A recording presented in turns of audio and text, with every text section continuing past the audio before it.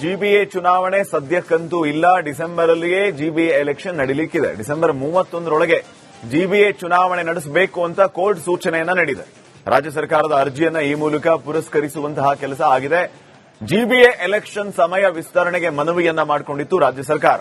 ಆ ಪ್ರಕಾರವಾಗಿ ಆ ಅರ್ಜಿಗೆ ಪುರಸ್ಕಾರ ನೀಡಿರುವಂತದ್ದು ಅಂದ್ರೆ ಪುರಸ್ಕರಿಸಿದೆ ಕೋರ್ಟ್.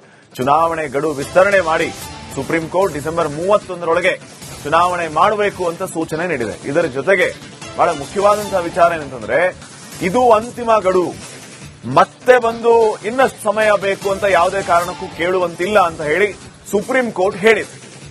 ಸೊ ಡಿಸೆಂಬರ್ 31ರೊಳಗೆ ಚುನಾವಣೆ ನಡೀಬೇಕು. ಮಾಡಿಕೊಂಡಿದ್ದು SIR ನಡೀತಾ ಇದೆ, ಟೈಮ್ ಕೂಡ ಎಕ್ಸ್ಟೆಂಡ್ ಮಾಡಿದ್ರು ಅಂತ. ನಾವು ಸುಪ್ರೀಂ ಕೋರ್ಟ್ ಏನು ಆದೇಶ ಇದೆ ಅಷ್ಟರೊಳಗಡೆನೆ ನಾವು ಚುನಾವಣೆ ಮಾಡ್ತೀವಿ. ಅದಲ್ಲದೆ ನಾನು ಎಲ್ಲ ಗ್ರಾಮ ಪಂಚಾಯಿತಿ, ಜಿಲ್ಲಾ ಪಂಚಾಯಿತಿ, ಮುನ್ಸಿಪಾಲಿಟಿ, ಕಾರ್ಪೊರೇಷನ್ಗಳು ಯಾವ್ದಾವ್ದಿದೆ ಎಲ್ಲ ಕೂಡ ನಾನು ಆ ಟೈಮ್ ಒಳಗಡೆ ಎಲೆಕ್ಷನ್ ಮುಗಿಸ್ಬಿಡ್ತೀನಿ. ಯಾವುದು ಕೇಳುವುದೂ ಇಲ್ಲ, ಅವಶ್ಯಕತೆನೂ ಇಲ್ಲ.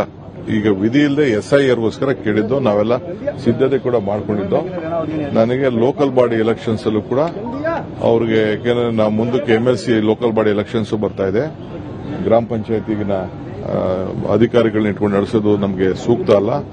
ಆಮೇಲೆ ಅದ್ಯಾವುದೋ ರಿಸರ್ವೇಷನ್ ಇಶ್ಯೂಸ್ ಅಲ್ಲಿ ಕೆಲವು ಕೋರ್ಟ್ ಇದೆ.